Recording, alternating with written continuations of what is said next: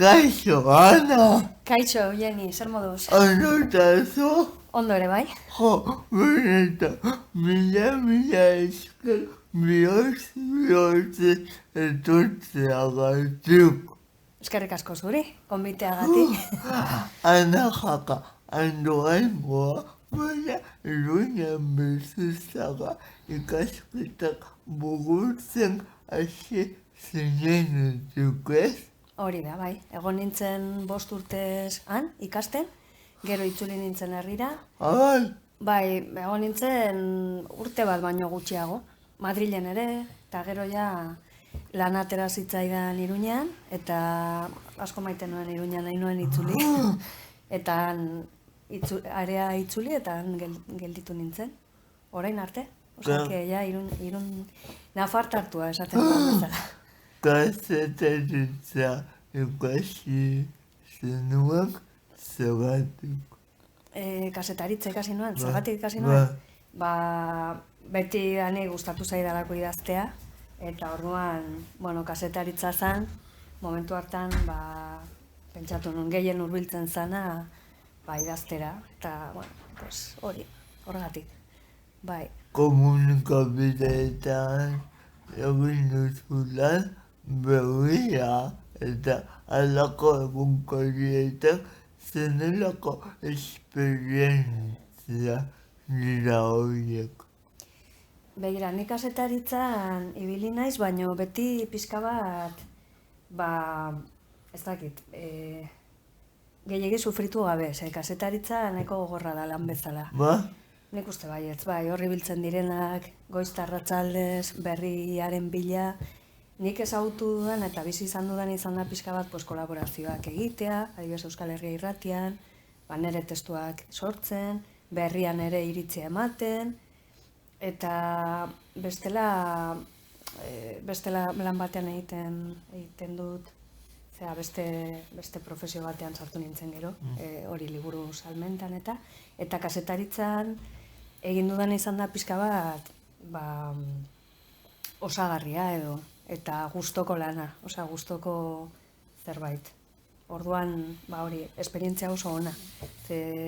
Eman dit aukera nire ideiak, nire burutazioak, nire pedradak pixka bat publiko egiteko, eta hori da polita kazetaritzan, ez? Ematen ditzula hots publiko bat, eta hori, balde horretatik oso ondo, bai? Zer lotura egingo zenuke berdin baitago kazetaritza eta liburugintzen artean. Zer barkatu, zer lotura. Zer lotura? Bai. Biak dira komunikazio tresnak, ez? Eta, nire ustez, ni oso komunikatzailea naiz, orduan, batean zein bestean egiten duzu hori, ez? Kazetaritzan igual, lotuago zaude egungo errealitatearekin, egunerokoarekin, eta literatur munduan beste denbora batzuk daude, luzeagoak, egon zaitezke urtetan ideia bat buruan, eta ez dakit, barneko zerbait adierazteko denborak luzeagoak dira, sakonagoak, ez dakit, beste ritmo bada, bai. Hori, baina bietan lantzen dana da komunikazioa, bestei zerbait adierazteko bideak, bai. Zergatik erabaki zenuen liburuak idaztea?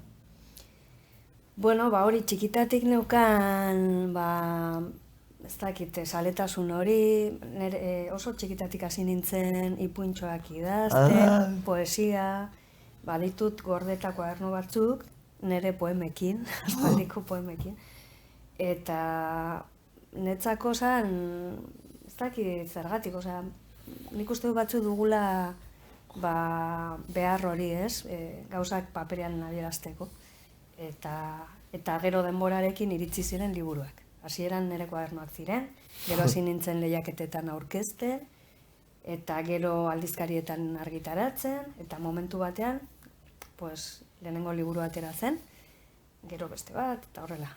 Eta, bueno, bide baten pausoak dira, ez? Idatzen dituzu, okerez banago bestela zuzendu ezaidazu, mesedez. Entxeguak, eleberriak, poesia eta hau literatura, ez? Bai, hasi nintzen poesiarekin, gero egin nuen eleberri bat, gero, hori kolaborazioak eta olako gauzak ere tartean, eta ipuintxoren bat, helduentzako ipuinak ere bai, eta azken urtetan batez ere haur literaturan aritu naiz. Eta nire nahitet gauza jakin, zer ezberdintasuna dago, bakatu, zenbazatzen dut, haundia, eleberri bat eta poesia genatzean. Eleberria eta poesia? Ba. Ezberdintasunak? Asko dira. Azteko luzera, hori da deigarriena, ez? Poema bat oso motza da, eta eleberri bat behar du denbora, ez? Eleberri batek behar du denbora. Beste ezberdintasun bat, batez ere, hori da, luzera, personaiak asmatu behar dituzu, eleberri batean personai batzu daude, gutxienez 2, 3, 4, nirean oso personai gutxi dago, baina bai, eta poesian normalen zaten da 1, 2... Bai, eta gero idazteko nire kasuan oso prozesu ezberdina dira. Bai, poesia idazten dut normalean gauez, eta abiatzen naiz beti sensazio batetik, eta ateratzen zai dana, momentuan egiten dut, naiz eta gero buelta asko eman, igual egun batzutan egoten naiz poema berdinari bueltak ematen, lantzen, tal. Baina, eleberri batek eskatzen du denbora. Aurrelan handia, igual eskatzen du gehiago hemendik, eta hemendik ere bai, baina asko hemendik, eta poesian gehiago hemendik. Eta bietan burua eta bihotza daude, baina eleberrian behar duzu gehiago plangintza bat egin, zuzendu pilo bat, denbora eman, bai. Eta poesian ere improvisazioa gehiago landu dezakezu eleberrian ez duzuna usten, ez? Bai, poesian askatasun gehiago, bai, nik uste dut baietz, bai. Gero alde batetik, poesiak ere eskatzen du hitza asko zaintzea, erritmoa, baitu beste kondizionante batzuk, baina nik uste dut askatasun gehiago dagoela. Ez dizutu bat dituko zein den gehien maite duzu poesia zogatuk denak zukitatutakoak dira, baina zein da gehien atentzioa deitu duzuna, edo esan bat esate bat zagako. Esango dizut azkena. Edo azkenetariko bat. Badago bat, poesia bat duela gutxi idatzi duena, eta da eszena bat oso simplea, niko txanden bile, eta orduan ikusi nuen animalia bat, ez dakit nola esaten da euskaraz, korzo bat. Korzo bat. Korzoa. Hori gero zuzen du. Ez dakit, ni egia esan animalien izenak, ez ditu kontrolatzen, ez euskaraz ez gaztelaniaz, eta badukat lagun bat biologoa dena, eta animalia bat ikusten badut galdetzen diot. Hau ze izango da, hau ikusi nuen autobian, eta holako forma zeukan, eta beak argitzen dit. Ikusi nuen animalia hori salto bat egiten, errepidetik kanpo mendian, eta irudi hori gelditu zitzaidan hemen buruan, eta gau batzutan egon nintzen, bueltak ematen, eta azkenean poema bat atera zen, pixka bat sensazio hori harrapatzen duena. Nola, zen magikoa den, ez? Ikuste animalia bat, ze animaliak dira basatiak, aurreritziek gabekoak, ez dakit, benetan bizitzan daudenak, ez dakit. Nik uste du gizakiok beti gaudela hemen, eta... Eta animali baten presentzia hori, eta nola momentu batean dago, urrengoan jaz dago, ez? Eta, bueno, poema hori maite dut, bai. Noizuko esan duzu, egon zinela, egon batzuk pentsatzen. Bai. Gero, poesiak horiek badakabetza ez, denbora epe bateko pentsamendu prozesu horiek. Bai. Igual, eleberriak ez duena, ez? Bai. Eleberrian nik behar dut kuaderno bat, horri ideia pilo bat apuntatu. Gidoi moduko bat. Eta gero hartzen duzu material hori, eta poesian gehiago, bueno, azkenean baita ere motzagoa dalako, ez? Pues igual ideia buruan badu toki nahikorik eta hor dago, eta... Hombre, bietan bai nire kasuan, bakoitzak ditu bere moduak eta bere inspirazio iturriak, baina nire kasuan bietan beharrezkoa da halako bizi izpi bat, osea, zerbait inspirazioa deitzen dutena edo. Zerbait benetan sentitzen duzuna hori, beharra adierazteko, ez? Zerbait mugitzen dizu eta poesian nire kasuan gauza oso simpleak edo sentsazioak edo izan daitezke eta eleberri baterako behar dut sakonagoa izatea, baino hasiera hori, inspirazio bizi hori egon behar du batean zein bestean, osea, bestela nik ez da sinesten ez dakit literatura oso arrazionalean, oso behar duzu sentitu, ez? Bizitza eduki behar du zure testuak. Bestela nabaritzen da, zuk hartzen duzu testuak, bueno, nahi batzukin gertatzen zait. Ez dizuna ezer mugitzen edo esaten edo...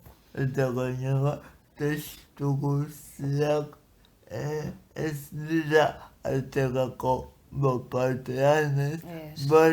Batzu kostatuko zaizu edo buelta bat emanagaziko dizute, ez? Claro, bai. Badira idazleak oso bapatekoak direna, nik uste dut, beste batzuk eukitzen dute ideia bat buruan urtetan, eta hor lantzen dute pilo bat eta gero momentu batean idatzi. Ni nahiko mantxo egiten ditut gauzak. Noan ere ritmoan. Eta, usten ditu gauzako adibidez orain aur literaturan ere, gezurra dirudien arren oso ipuin motzak egiten ari naiz orain eta hola humorezkoak eta baina horiei ere eskaintzen die denbora bat, lehenengo ideia bat hartu, idatzi, utzi, gero itzuli, zuzendu, aldatu. Eta hauen kasuak zetan kokatzen zaga ipuin bat idazteko orduan adibidez. Pues pentsatzen dut baita ere, nire esperientzietan, fijatzen naiz, aurra nintzela edo ondoan dituan personengan, pentsatzen dut, pixka bat saiatzen naiz konektatzen aur garen zati horretan. Eta gero pixka bat ere bilatzen dut interneten, segun ze adinetan ze arazoak dituzten, zeka nila ez naiz aurra, eta pixka bat astuta daukat mundu hori, eta aurrak ez ditut etxean ez da ere. Orduan, ikerketa pixka bat, nire lagunei ere galdetzen diet, eta fijatzen naiz haien arazoetan, haien egunerakotasunean, eta saiatzen naiz horiei garrantzia ematen, ez? Ze aur batentzat, bere mundua hori da, eta garrantzia dauka, ez dakit, bere beldurrek, bere ilusioek, hortan arreta jarri eta... Emozioak, nola bat lantzea idazteko gabaian, ez? Bai, emozioak beti benetako gauzetan, ez? Emozioak dauden denbora guztian, ez? Jeikitzen zarenean, gozaltzen ari zarenean, edozein momentutan gertatzen diran gauzak, ez? Eta, gero bilatzen dut anekdota bat, edo zerbait emozio horiek azaleratzeko, eztabaida bat, edo arazo bat, edo zerbait, eta gero saiatzen naiz baita ere beti umorearekin jolasten pizka bat. Zer eman duzu idazteak pertsonalki? Asko. Asko? Asko. Ematen dit azteko pakea. Ze idazten ari naizenean oso kontzentratuta nago. Eta orduan horretan nago eta horrek ematen dit pakea barruko lasaitasuna. Ez dakit, batzuk egiten dute meditazioa, ni batzutan pizka bat ere bai, baina idazteak pasioz egiten duzun beste dozein gauza bezala, ez? Sartzen zara hor eta hor zaude guztiz zu, ez? Zure buruarekin eta oso, ez dakit, terapeutikoa, saigarria, pozgarria, ez dakit, zoriona ematen. Baina isiltasun bat inguratzen duzunean eta zu idazten eta ze pakea sortzen den. Da pake bat, ez dakit, oso gutxitan lortzen dana eta hori lehenengo gauzak. Bigarrena, ematen dizu baita ere, gero ikusten dezunean norbaiti zure testuak balio izan diola, ematen dizu kriston harrotasuna eta sentimendu honak, ez? Adibidez, hori batez ere gertatzen ari zait aur literaturarekin. Adibidez, Marimutila naiz eta zer, ipuin horrek eman dit feedback oso ona, ze batez ere mutil batzuei lagundu die bere nortasuna, ez dakit, hobeto eramaten edo batez ere irainduak izan diren mutilak, pizka bat igual femeninoak direlako edo, ipuin horrek eman die indarra eta esan digate. Eta hori izan da niretzat oso pozgarria, hori ere bai. Eta gero baita ere lagunak, beti beste idazle batzuen, ez dakit, batzuekin izan dudan harremana, baina, batez ere hori pakea eta gero erantzun hori. Gero egoa ere, Igotzen da. Igotzen da, pizka bat baita. Baina, horri, saiatzen naiz, horri, adin batean, ez du hainbeste garrantzirik. Mila esko eta zeagatik benetan oso gustora egon naiz. Ni ere bai. Bilatuko diago musu handia gure ikusleei. Musu bat. Agur! Eskerrik asko ikusteagatik.